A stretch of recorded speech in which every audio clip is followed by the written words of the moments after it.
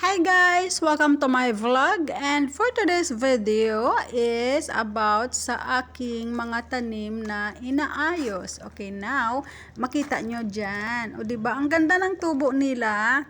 Then meron din ako dyan kamuti tinangkong, gulay siya. Ayan na. Ilang bisis ko na yan siya kinuhaan, nilalagay namin sa ginisa na munggo na may sabaw. Ang sarap kasi, di ba? So libre na ang gulay. Okay, meron din po ako ditong tomato na itinanim, ayan. At saka yung isa palmas nilagay ko, pero may tomato din na tumubo. So sana mamunga yan siya para mapakinabangan. Ayan, so iba't ibang uri ng mga palmas. Ayan, palmas din yan yung dalawa at meron din another palmas.